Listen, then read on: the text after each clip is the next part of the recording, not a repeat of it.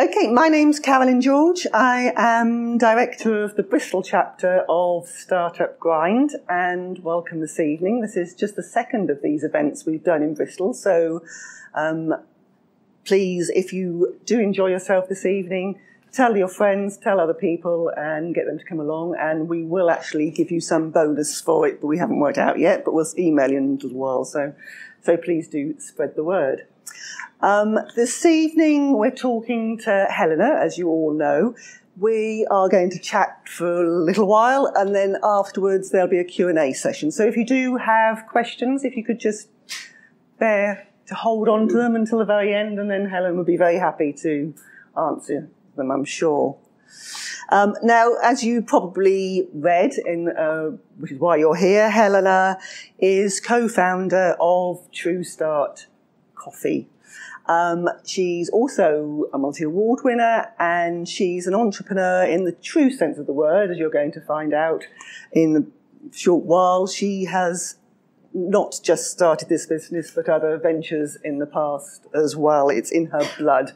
And TrueStart Coffee has only been running for 2 years, and yet already it has contracts. It's stocked in Holland Barrett, Selfridges, I can't remember the names now, Ocado, Wiggle, and recently you just announced on LinkedIn that you're in Helena Hills, which is really pretty good, I would say.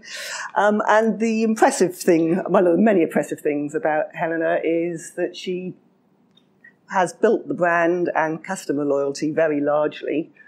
She might contradict me, but I think very largely through a brilliant social media and customer loyalty work that she does. So please welcome Helena Hills.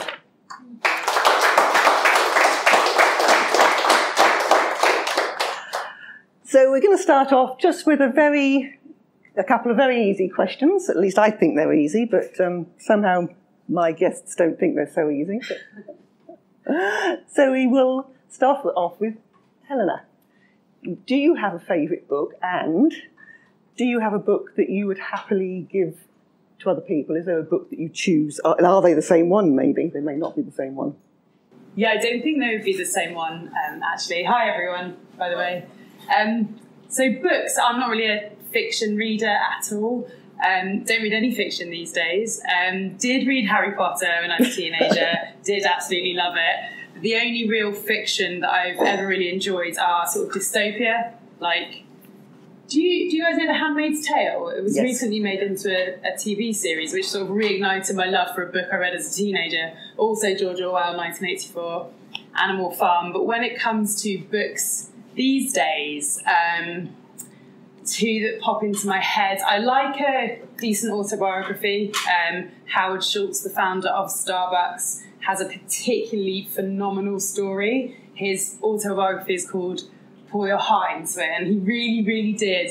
Starbucks, obviously, you might be thinking, is that not like your nemesis? I guess they are. But the brand is undisputed, is undoubtedly phenomenal, and his story is fantastic. I actually found myself in tears listening to I listened to it as an audio, but listening to his story a couple of times. I think the book that's most heavily impacted my life was Alan Carr's Easy Way to Stop Smoking. Oh, wow. Not the comedian, a different Alan Carr. On the 9th of September 2012, smoked my last ever cigarette, and he made it easy. And then 3 months ago, I read his Easy Way to Stop Drinking and haven't wanted a drink since. So it's quite interesting. But in terms of books that I would give to somebody else, when I read that Stop Smoking book, I bought a load of copies, and I was like, this book is unbelievable. It's made me not want a cigarette. This is insane. So I bought loads of copies of it and gave them to people who I cared about that smoked. None of them read it. And I think that's because you have to buy it. You have to want it yourself. And I think that's the same for most improvement books on any level. So I do read a lot of the standard business books, which I'm trying to avoid talking about here because I think we all probably do. So I think those types of books you need to buy yourself. So maybe I would give somebody like a great autobiography like a Howard Schultz, something that I think is going to inspire them and that they're actually going to enjoy reading. Yeah, but for self-help books or any improvement, you have to actually buy into it yourself. Yeah, I think you otherwise do. don't do it, Yeah, I think you do. And I think most people can afford the fiver that most of these books sort of cost. So yeah, I've had that a few times with a couple of other books. Most people, if they have a business idea and they're asking me, what would you recommend reading? The Lean Startup's fantastic, if anyone here's read it. And I have given that. I've actually bought it to a couple of friends that have had ideas in the past and they've not read it. So I'm like, I do think you have to read that type of book once you've bought it, Okay, so let's move on to your story. You didn't grow up around here, did you? Where did you? I grew up in Devon. Yeah, so not too far. Yes. Yeah. And how was school for you? Oh my God. I was a nightmare child, a real nightmare child. So my parents now have friends who ask them how to deal with nightmare children because everyone in the area knew that I was quite difficult. And it was just because I was generally I would always do my own thing, and often that would be quite like rebellious as a teenager, but I definitely would never take no for an answer. So quite opposite to my husband, who's also my co-founder, by the way. I think he was quite a good teenager. I wasn't. And so how did school come in your? School was fine. I think I got good grades, but I was generally quite disobedient. We used to have a grading system of like A to F or whatever, and then you'd have numbers like 1 to 5, and the numbers represented your effort. And I always used to get like 4A, 5A, much to the like massive anger of my teachers. So I think I was just probably a bit bored, but I enjoyed school. I've got very good friends from school still. Yes, I think a lot of entrepreneurs actually don't necessarily behave particularly well at school. No, I think it is that wanting to challenge the status quo. I think inherently has to be in you as an entrepreneur, and school is the status quo, isn't it? Yes. So yeah. So when did you start your first job? How old were you when you went to work? Well, I actually got my first job when I was like either 12 or 13 waitressing at a local pub. I don't think it's legal anymore to like have a 12-year-old waitress, is it? I definitely was that, and so were lots of my friends, so maybe it was just Devon, I don't know. But yeah, my parents have always like, I would do extra chores for cash and that kind of thing, so I've always had quite a good understanding of managing my own money. I think Dad wanted to instill in me from a very young age the value of your own money. Yes. So yeah, I got a job quite young. So I did a lot of waitressing, various summer jobs and stuff like that. And then my first proper job, I suppose, was after university, which was in software sales. Yes. And you moved to software sales and you were reasonably successful, I believe. Yeah, I think so. So I had a very stable, well-paid job in software sales that I did really enjoy, working with people that I liked. And that was that really. It wasn't more interesting than that, which is something I'm still not doing yet. But it did earn you money. Earn money, good money in central London. Yes. So, yeah. But you weren't satisfied with that and you started your first not at all, no. entrepreneurial project quite early on, I think. Yeah, so my husband, Simon, and I, we are both quite similar in our sort of desire to do something a bit different. And we were the type of people who, before TrueStart, we would spend Sundays going to car boot sales, and we had a little competition we'd do where we'd have a £10 budget each, and whoever could buy the stuff and then make the most profit on Gumtree by reselling it would win. And that was like what we used to do on a Sunday. So we've always sort of enjoyed that type of thing. While I was at uni, I had a loan off Dad to buy some jewellery, beads and stuff, and make my own jewellery, and then I then sold it. But our first proper... How successful were they, by the way? They just earned a bit of pocket money, I suppose, But they definitely earned pocket money. Yes. The Gumtree thing was just a joke, but that did earn money too. A bit of a tangent, but once I bought this high chair, like a kid's high chair, I remember really clearly for £3.50, Simon was like, oh, that's a lot of your budget, your £10 budget. And it felt a bit weird buying this high chair because I didn't have children. And I painted it up and sold it for 50 quid. So yeah, yes, it's pretty good. So how did you meet? You said about your dad. How do your parents think about what you were doing? Did you meet their expectations, or did they have other plans? I think they probably just thought I was playing around a bit with the jewellery and stuff. But we did start our own, I would say, proper business. My husband and I, a few years ago, God, what year was it? 2011. We have cats, and we had chosen our first cat, and we hadn't picked him up yet, and we were sort of doing a bit of nest building, as you do, as if you're having a child. And we couldn't find a cat tree that I thought was good enough to put in our house. That was nice enough. Do you want to explain to people what a cat tree is for those who don't have a big scratching post that cats jump around on, basically. And our cat needed it because he's a Bengal cat, so they need that stimulation. And so Simon made one. He got a branch of wood about 6 foot long that somebody had put on a bonfire but hadn't set fire to it yet, and just made it, with some MDF platforms from B&Q, and it looked pretty cool. It had some nice thick rope around it, and it was this quite impressive looking, fairly natural cat tree in our lounge. And people that came around would be like, "That's cool. Where did you get it? How much did it cost?" And we thought, okay, maybe we're not the only people who have this problem. And we started a business called Cougar Tree, making luxury cat furniture that, fast forward a couple of years, we were selling cat trees all over the world. It was in Vanity Fair. It was pretty cool. It was quite a cool journey. Taught us a lot about business, helped us to buy our first house. Didn't it get recommended on as a Christmas present in one of the magazines? That was in Vanity Fair. We were in their pet gift guide, like their Christmas gift guide, alongside Ralph Lauren dog bag, and another sort of I forget all these designer names, but Bottega Veneta, I think, dog bowl. It's just this crazy stuff. And then there was the Cougar Tree stuff there, so that was quite a nice thing. But you did sell it. It did actually have quite a good price tag on it, didn't it? Yeah, these trees were a good couple of grand. Yes. Yeah. So just from a piece of. Yeah. I mean, that is an entrepreneurial conspiracy. It didn't end up just being platforms of MDF. No.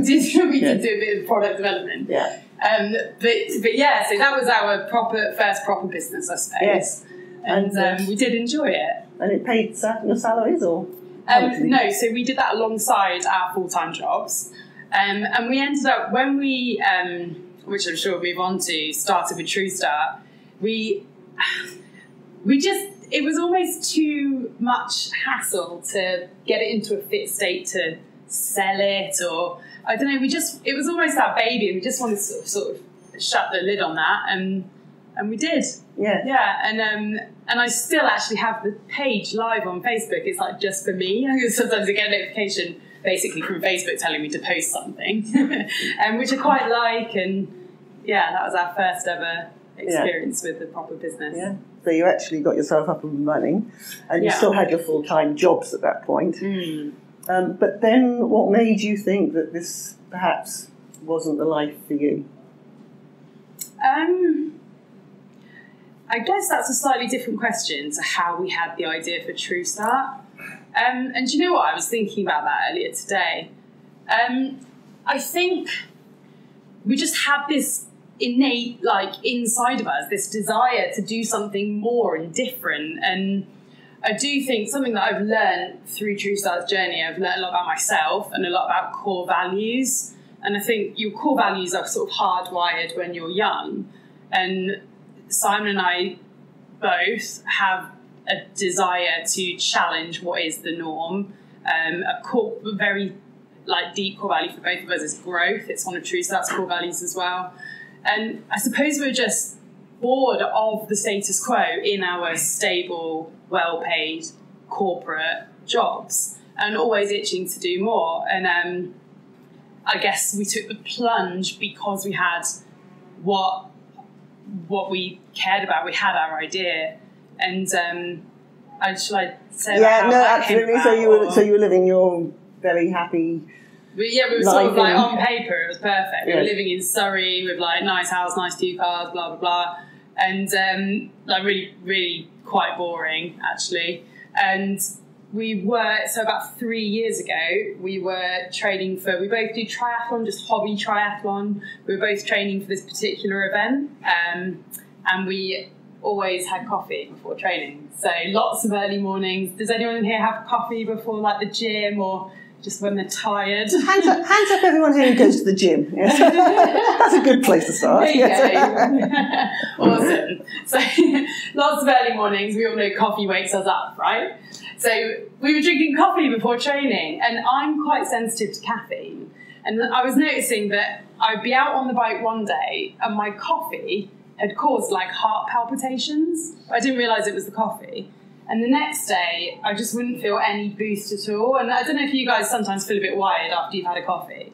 Yeah, so it was my first major endurance challenge, and I just felt rubbish, to be honest. And I was moaning about it to Simon. And he said, like, look, it might be the coffee.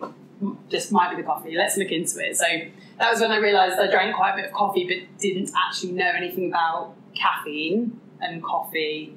So I hit Google. What does caffeine do? Why is it any good for sport? Turns out there's loads of reasons that caffeine's great for endurance, etc. I didn't know them. How much caffeine are you supposed to have to see the benefits? How much caffeine is too much? And how much caffeine is in coffee? That was when we found out that the caffeine level in a regular cup of coffee, this is mind-blowing, varies from 20 milligrams in some coffees to over 400 in others. That is the difference between a quarter of a Red Bull and 4.5 Red Bulls. And you could go to Costa and have 2 coffees, and you could have order 2 coffees, and you could have one end of the scale and one at the other. And we literally could not believe it. We thought, well, that explains why I was sort of feeling like that. Surely we're not the only people in the world who think a reliably caffeinated coffee would be amazing for sport. So I'll tell you guys the truth about what we did next, even though it is on video. We sat down and we got a bottle of wine, and we did this sort of one-page website on just, I think it was Wix, just a really like basic web builder thing. Simon did the crappiest branding that you have ever seen in half an hour on PowerPoint. And it said TrueStart, the name never changed from day one. It was Simon's idea, I'm not going to take it. Performance coffee, and then one paragraph of TrueStart coffee for sport, measured level of caffeine for a reliable boost with no crash, coming soon. $5.95 for this awful mocked up jar that literally looks like the worst product you've ever seen in your life. On pre-order. So we then strong-armed people on Facebook, just our friends, into sharing it, and we just thought, we'll see what happens. It didn't really matter what happened. We did have our full-time jobs. What happened was people bought it and commented on it and shared it, and we quickly realised that it wasn't just us that thought it was a good idea. It clearly had legs. When you say people bought it, had you actually got a product at that point? No, it's all in theory. So yes. that brings me on to the next part of the challenge, which was we then had people who had purchased a product that didn't exist. So what I then did was emailed everyone and said, thank you so much for your support. Here's a refund. We're in the very early stages of development. We're going to keep you posted. And then what we obviously had was a list of good leads. So then I hit Google again. Google is our friend. And just started to call anybody that I could find that has anything to do with coffee, because that's not our background. Simon was engineer, project management, so nothing to do with coffee either. And we called people and said, sort of coffee producers and various parts of the supply chain, and said, this is our idea, can you help? And every single person I spoke to said, it's a great idea, can't be done. Great idea, can't be done, great idea, can't be done. Kept hearing that. And the more I heard that the caffeine level could not be regulated in coffee, the more I was like, okay, if it can't be done and we can make it happen, then actually we could disrupt not only the coffee market, but also the energy drinks market as well. We eventually spoke to somebody who put us onto a team in Colombia who have loads of experience. We didn't boo him. We were joking saying that we were going to boo anyone. I forgot where I was, sorry. Yes. So I spent a couple of years living in Colombia, so I think the coffee there is the best in the world. So I did want the coffee to come from there. We eventually got connected to a team who are very innovative, very forward-thinking, and we worked with them for 14 months to develop the technology to completely naturally regulate the caffeine level in coffee. And so this was the first time it had ever been done? Ever, yeah. Right. So in the process, we got the former MD for Dow Egberts on our board, so we did get some heavy-hitting coffee industry expertise. And when we launched, not in this bag, by the way, we launched in a minimum viable product. So you know the jars that you get from Tesco, or probably don't get from Tesco, the Tesco value coffee, really rubbish looking. We launched in that exact jar with a slightly different coloured lid. So it really did not look like what we wanted it to look like, but it was our MVP. So we launched 2 years ago in May 2015 with that. And it's coffee for sport with a measured level of natural caffeine. So every scoop, which you get in there, every serving of TrueStart is 95 milligrams of caffeine. So versus that range that we talked about earlier, is awesome. You can manage your own caffeine intake. You know you're going to get a boost and not a crash. Nobody had ever done it before. Just going to pick on there because you just very quickly brushed over the fact that you've got the chairman of Dow. Former MD, of Dow Egberts on your board, which is no mean feat in itself. How did that come about? Well, it's amazing the connections that start to happen when you start to talk to people. And we were talking to people because we were phoning people and, telling them our idea. And a guy who is still a critical part of our supply chain introduced us to him.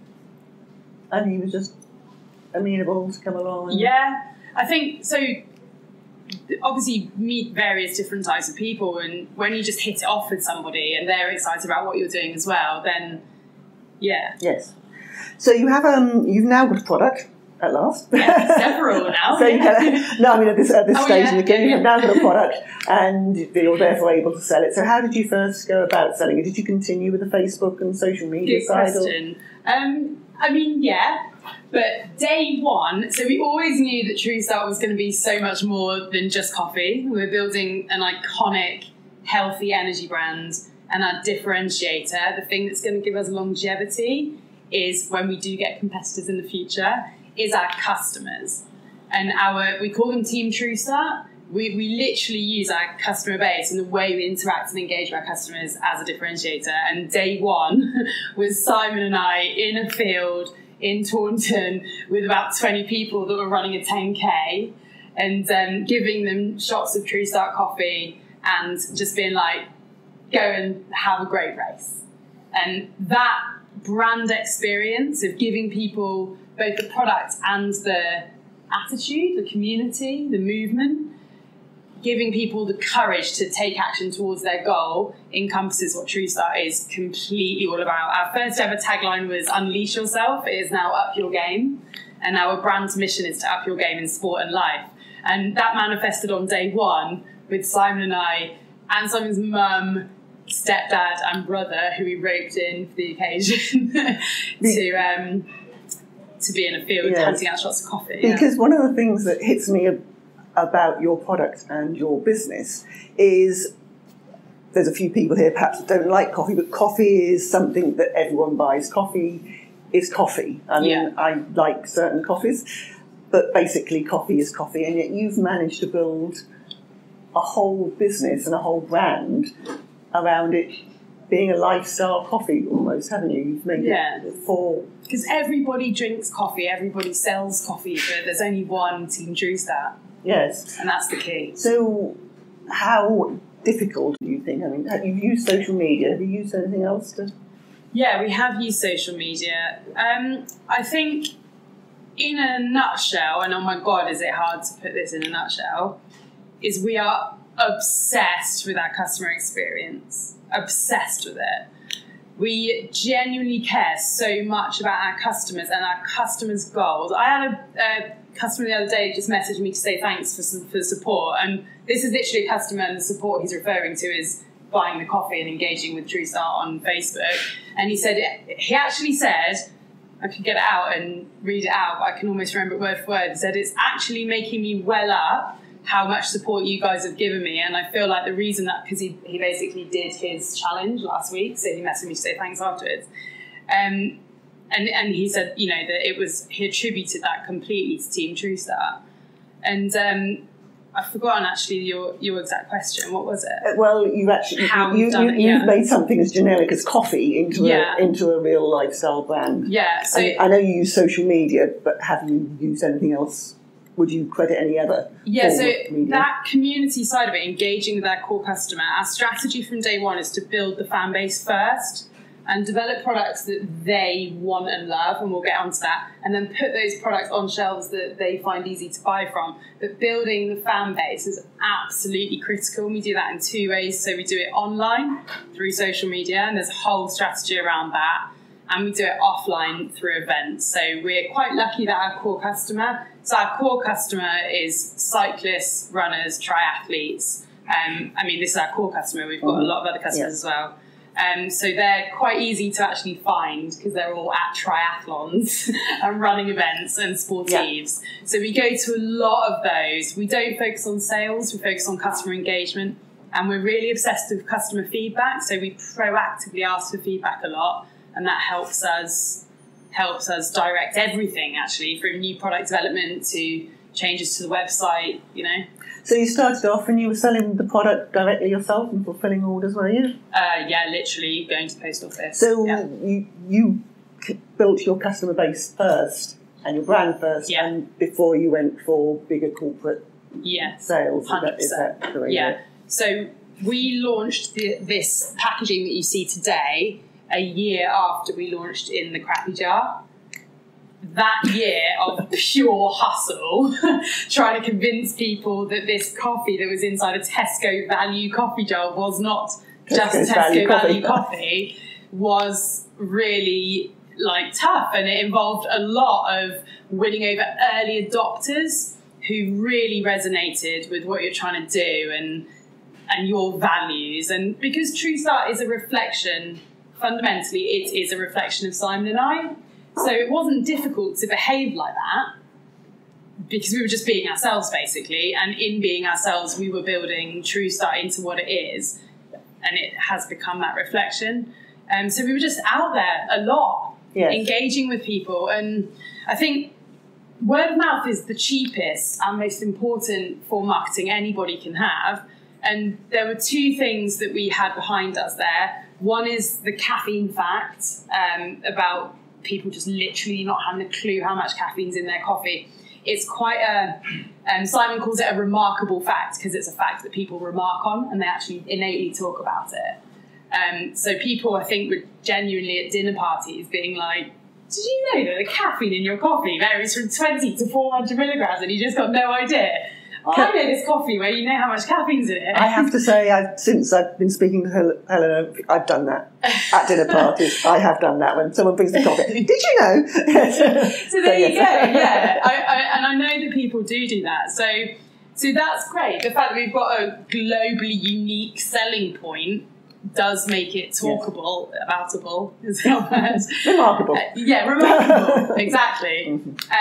So there was that, but there was also the fact that you're giving people a place to belong. So our mission to up your game in sport and life, we're attracting like-minded people who are like, oh my God, I want to do that. And it was all quite subconscious in the early days, very early days. And people would just gravitate to you because, friends gravitate to you. Simon says quite recently, actually, he was like, isn't it weird that we just make friends with people?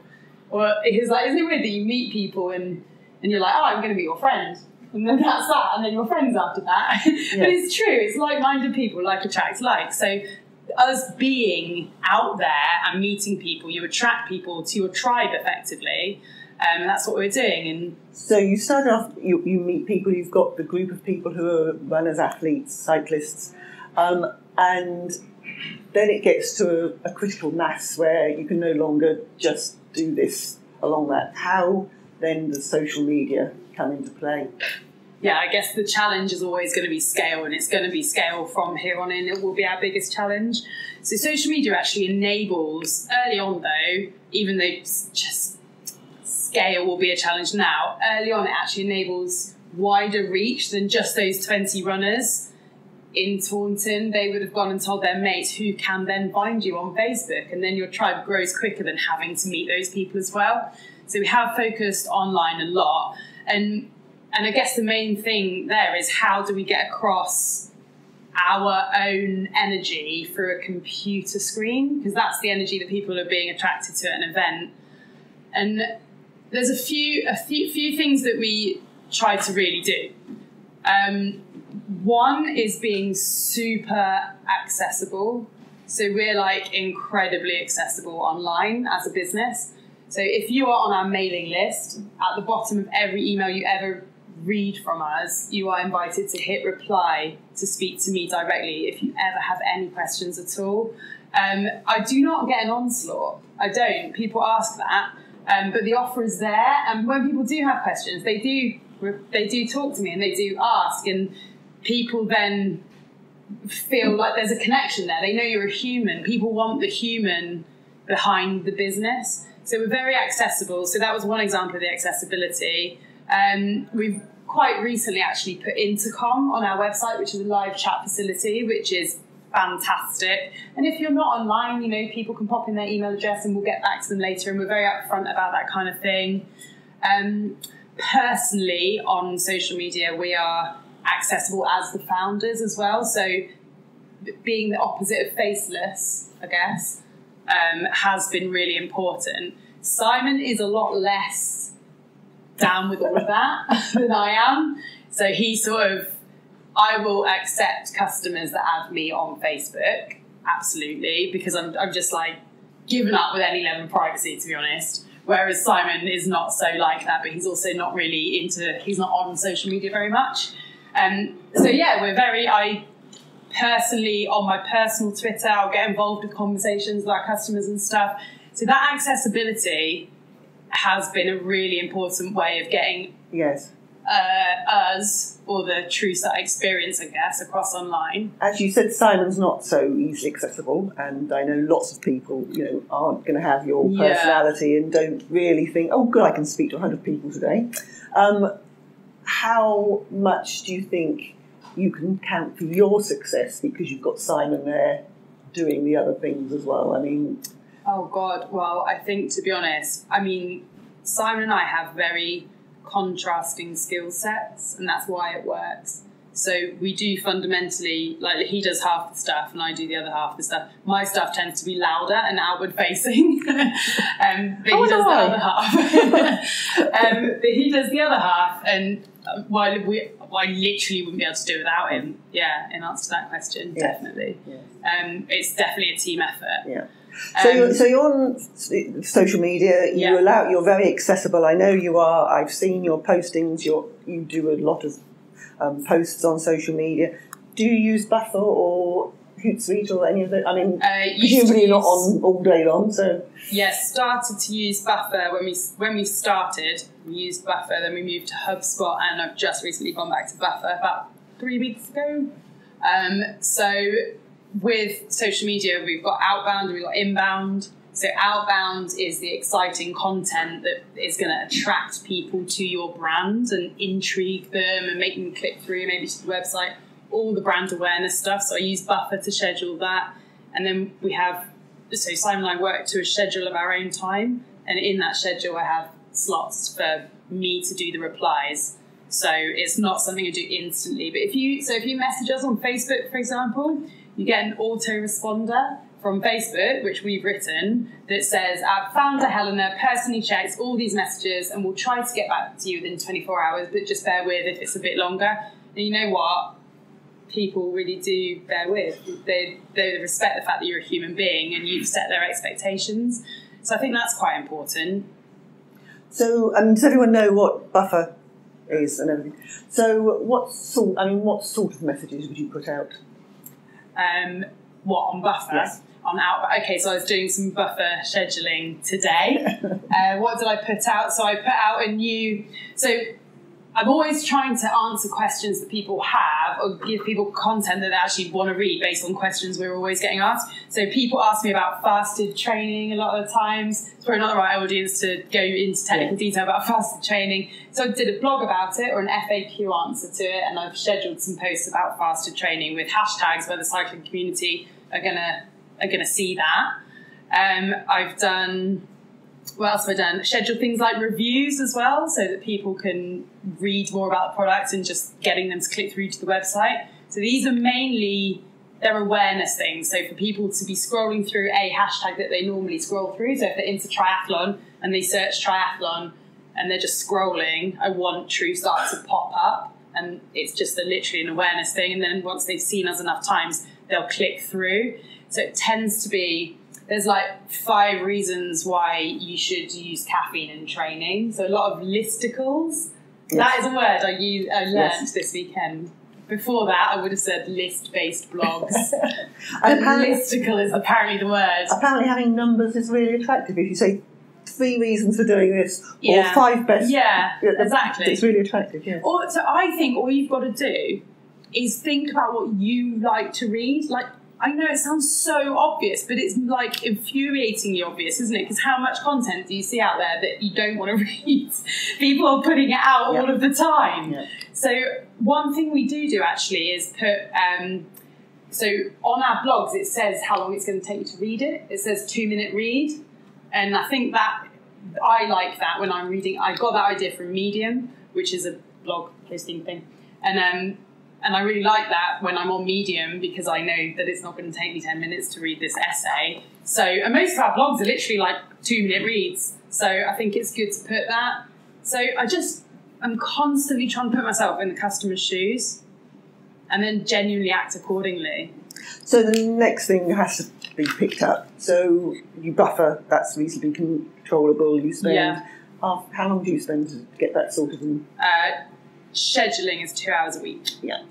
But then you actually answer people's. You say you're going to answer them within 24 hours. Yeah, so half an hour per day.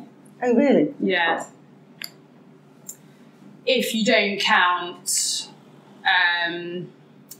sort of all the other times where I'm...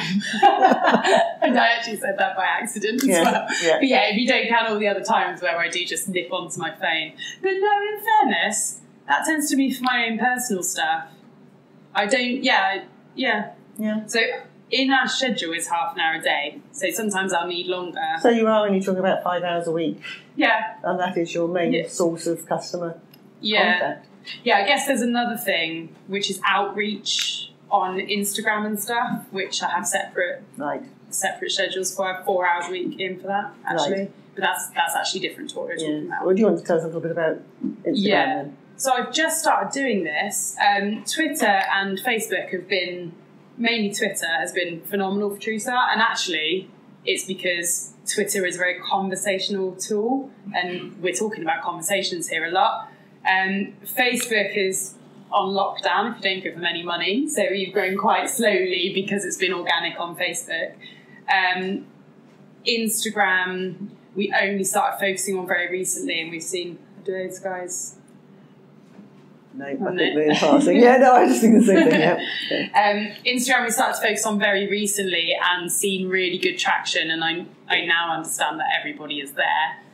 So what I've just started to do is reach out to some influencers in our sphere, so influencer runners and stuff who I follow anyway and I love. And I've just been reaching out to them and saying, I'd love to send you some coffee or bars, because we've got our coffee bars now. What do you think? And just purely giving value. That give first, like on that. Yes. That's exactly what we do, and it works. Yeah. People reply. So you've got a really good following now. You've got a really good loyal customer base, and then you've managed to win some really good national stores on your side. But I believe you haven't agreed to all of them just on the basis that they're an international or national organisation. No, so we're quite determined that our products are going to go on the actual white shelves for us. early on, we turned down an opportunity. We were very young with a major retailer that I will not mention, but it was one of the big four. And because fundamentally, we were in the jar at the time, which is even more crazy. So you put a 3-month-old product that isn't even quite right, doesn't even look quite right, on the shelf in a cheap major supermarket amongst large jars of Nescafe that cost £2. This is £6.99. Then you're just asking for trouble. Like, the brand would be destroyed before we'd even got on our feet. And then you wouldn't sell through because our customers are fundamentally not in those aisles and they're not looking for that. So then they'll discount you, and then you've got a bargain bin brand that nobody wants. So we have been selective. Yeah. And that was very early on when you weren't actually selling a huge amount of products. So how much soul searching did it take to... I think our revenue in the month that we turned that massive opportunity down was about 500 quid.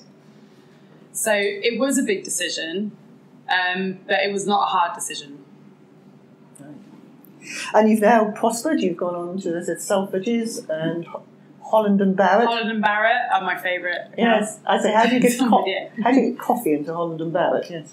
Yes, so we were the first coffee in Holland Barrett. Yeah, which was pretty cool. And that was quite an interesting little story, actually. So we were in a Holland Barrett, and Simon was like, why have you got so much tea? He was like really annoyed about it. So he took a photo of the tea stand. And I don't know if any of you have seen the tea stand in Holland Barrett, but there was literally like 300 teas in there. No coffee. So we tweeted Holland Barrett and said, look at all this innovation in tea and nothing in coffee. And the next day I got an email from the buyer through the website. Unbelievable. So be audacious. Is the tip there. So, and then they trialled us in a set number of stores, and then we've had 2 zone extensions since then. We've also got a box of sachets, single serve sachets, which launched earlier this year. And the hero bars are next. So it's a growing account for us. It's a fantastic account because it's the mainstay of the British high street. So it really is everywhere for people who just want to pop into Holland Barrett and buy it. I have popped into Holland Barrett and bought it when we've been on holiday. So, yeah. There's something odd about that. But so, and you're now also in Selfridges. I mean, how do you... This is a long way away from meeting people in a field about to do a 10K run. How did you get from that customer base to having your product in Selfridges? Selfridges was through distribution, and they're not a major account for us. I guess, though... Our core customer is 30 to 50-year-old cyclists primarily, just because they're the largest sport out of the ones that I mentioned. Predominantly male, 67% male. There's actually quite a lot of those in Selfridges. Right. Believe it or not. Yeah. But yeah, our most important shelves are health food and sports specific stores. I just want to, before we move on to some questions and things, but I just want to explore your philosophy on customer relationships, because I've heard you speak before, and you've turned people around who have said actually they're not very happy to actually placing more orders with you. How do you call them Team TrueStart. Yeah. How do you actually think of your customers, and how do you really rate the experience that they get? Oh my God, it is everything. I cannot emphasise that enough. Our customers are our team, and TrueStart is absolutely nothing without our customers. So they are our inherent brand value, absolutely. So our main, apart from revenue, which is fundamentally the indicator of whether we are alive or dead, the other key metric that we have is Net Promoter Score. Is anybody here familiar? Not familiar? Not familiar? Okay, so Net Promoter Score is a tool that is used to determine how loyal or how likely to be recommended you are by your customers. And there's various pieces of software and stuff that you can use to measure it. We use a piece of software called Ask Nicely. So anybody who buys from our website, I think it's like 10 days after their orders arrived, they get an email which simply says, how likely would you be on a scale of 1 to 10 to recommend TrueStart to your friends? And you can just literally click a number. So it's the easiest thing to respond to. So this response rate is high. Or you can also add a comment. Our Net Promoter Score is something I'm really, really proud of. So anything above 60, which is not an average of 6 out of 10, by the way, it's like a complex thing that you're going to have to read about. Anything above 60 is considered exceptional. And I mean exceptional. So the Amazons and Apples of this world sit around 69, 70 mark, and TrueStart's is 82. And I know we're tiny in comparison to those companies, but it's not easy to have a good Net Promoter Score, and it's only like that because we focus on it so much. The minute it drops by like 1, because obviously it will drop, I'm like on it straight away. I get notifications when people don't put 10 so that I can immediately address it. It's really, really important to us. And I do believe, so particularly the people who are unhappy, they also have the potential to be your most vocal supporters. The most vocal detractors often will become your most vocal supporters. So yeah, it's really important. So it doesn't make, like, what am I trying to say here? Net Promoter just helps us improve on the things we're doing. It doesn't necessarily tell us what to do in the first place. Yeah. Okay, before we move on to questions, if you had the opportunity, which we all wish at some point or the other, you could go back and change one thing and do it differently. Yeah, okay. What would you change? Oh my God, so much. No, I'm joking. So something that has to be clear is we've made like 1 million mistakes, and anybody who tells you they don't make 1 million mistakes on this type of journey is lying.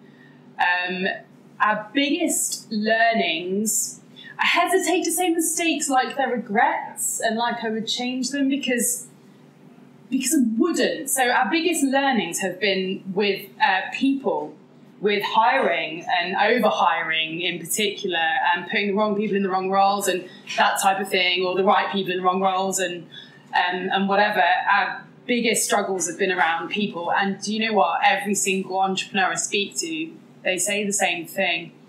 I'm actually glad we've had those experiences. So just to give you an idea, we actually went up to a team of 7 at one point, and now it's just Simon and I again, which is all for good reason. But we've had a lot of challenges around teams. But if you had told me this then, and people probably did, I probably wasn't listening, I don't think I would have. I think I had to make those mistakes. There are some mistakes that you can avoid because, you know, you've learned from other people telling you about their experiences, but there are just some things you have to learn yourself, even if it's expensive. Yeah. So that's probably been my biggest learning. I don't know entrepreneurs who are really successful that haven't actually made huge mistakes. In fact, I remember meeting a guy very early on who said he was saying how he's got a recruitment firm, so very people heavy, and he was saying how, you know, how challenging he's found it, like unbelievably challenging. And I was there, like, thinking really smugly. I was like, I really don't think we're going to have those challenges because I just love everybody who works for TrueStart. And I was thinking that in my head, and I just never thought it would happen. Yeah. Anyway, I need to get in touch and let him know he was right. Okay, so over to you. Does anyone have any questions for Helena? Mark? Yeah, Helena, in view of how much your success, it sounds like it's clearly down to having a close business partner with whom you truly align. I was wondering what would you have done with your life had you not met Simon? We talked about this the other day, actually. We have talked about it a couple of times. It's so hard to know. Oh my God, I've got no idea. I've really got no idea what I'd have done if we hadn't have met. I mean, he got me into triathlon, right? So certainly nothing to do with triathlon. Had you started any small businesses before you met at all? Any little entrepreneur? Yeah, like a little jewellery thing. Yes. Yeah, I think we both have that innate sort of desire. So I'm sure I would be doing my own business of some description. Yeah. But you are right that having somebody who you're so aligned with, and bear in mind there are massive cons to this as well. He's my husband and we have a marriage to preserve. It means that things do accelerate a lot faster than they might do if it was either somebody who you weren't aligned with or somebody who you weren't literally married to. Because we talk about TrueStart all the time. I mean, obviously we love it, and I guess things move faster because of that. When we had the team, we'd probably decide stuff, then come in the next day, and we've already moved forward a month. And they're like, what? I've just watched telly and got up today. So, and that's fair enough. So I guess things probably move at a faster rate. Yeah, but then on the flip side, it's harder to switch off massively. We have to force ourselves to, because he's not going to tell me to stop working. I'm not going to tell, because we're they're loving it, and then we burn out. We've burnt out a few times, so we have to force ourselves to go out for dinner and leave our phones at home and go away for the weekend somewhere where there's no signal. The common theme there is leave your phone out of it. So yeah, I think I'd be doing something entrepreneurial probably, in all likelihood. Yeah. Any other questions? I just wondered where the idea of the whole brand came from. So you said it was a Tesco jar first. How did it get to this point? This cool The branding. Okay. Sorry, can I just repeat that? So the question is... what was the journey of getting it to this brand? What was the journey of getting it to the brand? Yes. That's quite interesting. Good question. I was chatting to a lady, Jen, earlier, who asked the same question, and she said they might not ask it. So, so the jar, which I actually should have brought with me, did have eyes on it too. So it was just a rubbish version, basically. But you could tell TrueStart to TrueStart. So the eyes came from day one. Early on, when we were talking about branding and logos and stuff like that, because what we did actually was we sent a brief of what TrueStart is to a 99 Designs type thing, and people just came back with coffee beans that were on fire and just just crap, and if you go to the coffee aisle, it was a lot of stuff like that anyway. And Simon and I think over another bottle of wine, we were like, what are we doing here? Why are we doing TrueStart? What problem do we want TrueStart to solve? What is it all about? TrueStart is about having the courage to up your game in sport and life. On our first jar, it said the words courage, power, focus on it, even though it was that rubbish jar. And what we said then was, what animal sort of represents that? And we came up with an eagle, and I actually still have the Google image screenshot of an eagle that I found next to a Mercedes headlamp, which was there, the eagle eye was their inspiration for that headlamp. And it was a mixture of brown, it was a brown eagle. I don't think that's the name of an eagle, but the colour of the eagle was brown. Golden eagle. Yeah, golden. and it had the blue of the sky behind the car, and the colours worked well. And we were like, an eagle's perfect because eagles, they go out there, they're courageous, they're predatory in terms of their goal, whatever it is. They protect the nest, they protect their team, they're powerful, they're focused, they're everything that we want this brand to be. So that was that. And then our first tagline was unleash yourself. Again, the courage to take action towards your goal, achieve your potential, whatever, however you want to put it. When we did the pouch design, we essentially did a brand enhancement process with an incredible design branding agency who are basically an extension of our team. They're here in Bristol, they're called Brond, and I could not recommend them highly enough. We sat down with them and just really kicked around what we had learned about ourselves and our values of the brand and everything else, and realised that actually the eagle was great, but there was one thing wrong with it. It became really clear we were a really team-focused brand. Everything we've talked about here, the team's everything, and eagles are not team creatures they're quite solitary. So we decided that actually we wanted it to morph into a wolf, because a wolf is a pack animal, a lone wolf is a bad thing. It is still all the powerful, courageous, focused, has all those characteristics that we wanted. But yeah, it also had the team pride element. And that's how we came up with the branding. Neil, yes. Yeah, so it's a very inspirational story. It seems like you're disrupting like a global mega market coffee. I was wondering what it was in you and Simon that made you believe that you could handle it. Okay. Good question. Quite way through. So I've thought a lot about courage, what it takes for people to have courage. Often I'll do speaking sort of slots at universities, for example, and at universities in particular, you get a lot of students who have an idea, but they're a bit scared to give it a go. So I do often get asked the question, what gave you the courage? The word courage has been so prevalent through the whole TrueStart journey that I have thought about it a lot.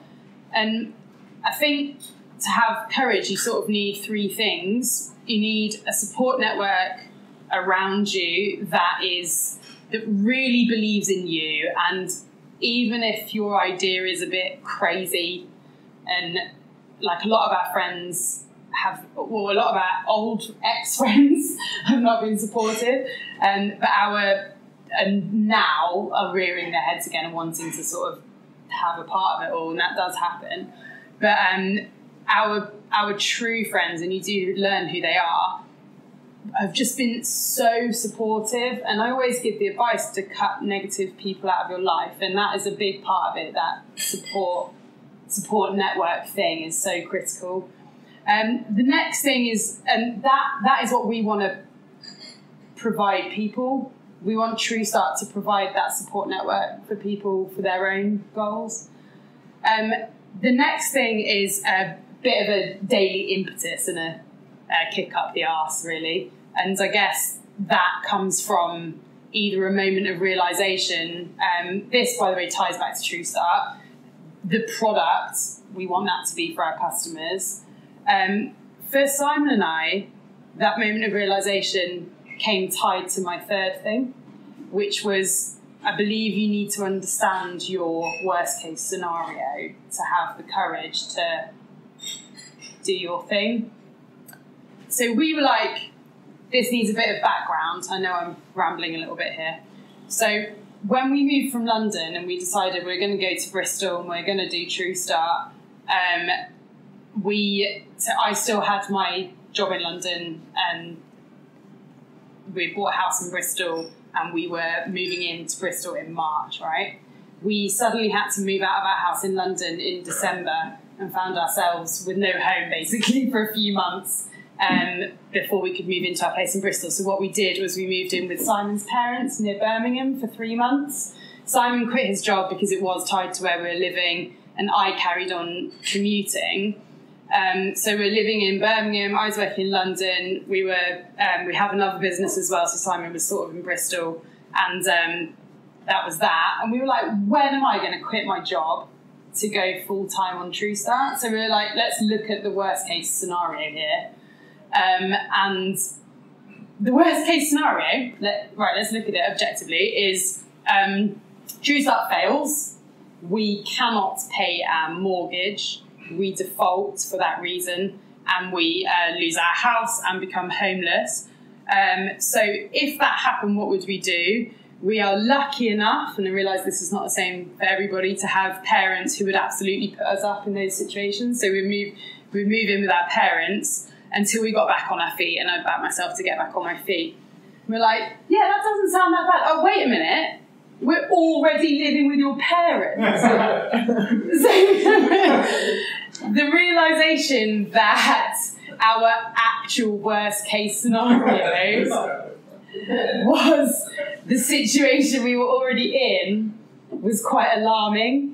And I think that gave us the courage, alongside having incredible parents on both sides who were just like, yeah, they're supportive. You know, they thought we were mental, and I'm pretty sure that we've given them a few heart attacks. along the way, but they were still supportive. Simon's mum actually became our first employee. She retired earlier this year, but that's how supportive they were. And so, yeah, having that and the daily impetus, I guess, was coming from each other. So yeah, we had the ingredients to have the courage. And never, would have gone in my head, I think that we can build, we used to say Red Bull of coffee a lot. It's a sort of iterative thing, isn't it? You just press the button. Yeah. Rupert, you had a question, I think. Yes, I was very interested in what you said. Very much enjoyed your talk. Oh, I'm glad. Specifically about your target market. It seems I don't have any knowledge of this market at all, but it seems to me that collectively these three groups of people, cyclists, runners, and triathletes. Yeah, that's right.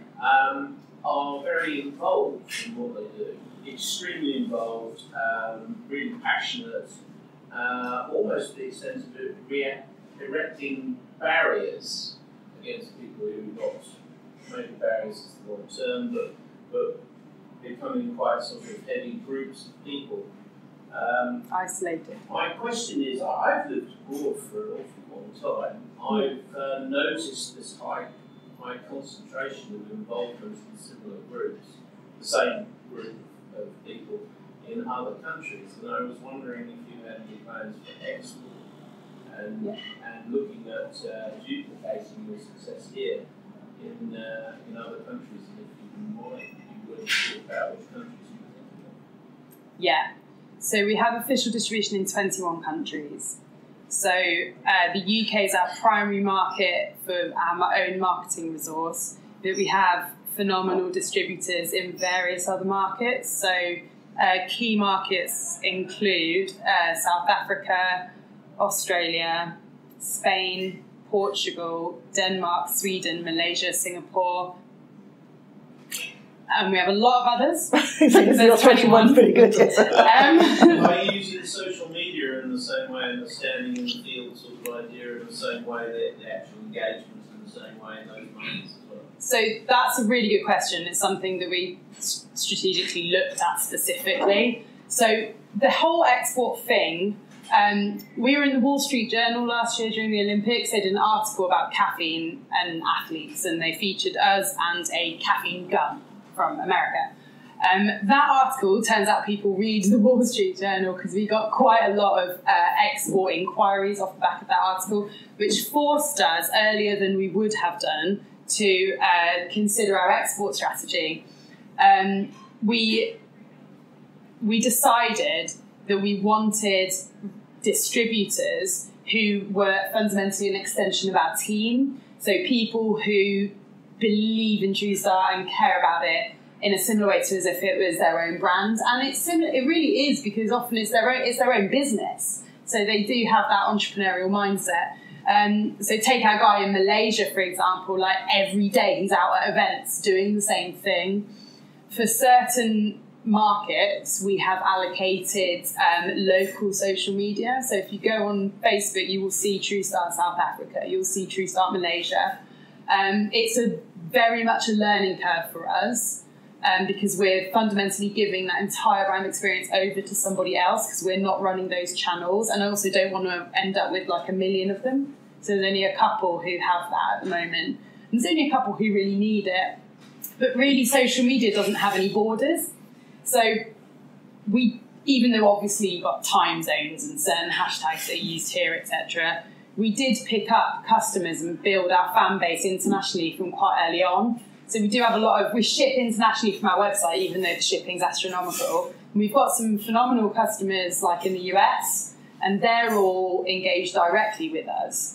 So it's a challenge for growth, how we work that going forward, but we're doing it as we go. We're learning as we go. That's the best way, I think, to say thank you very much to Helena. Pleasure.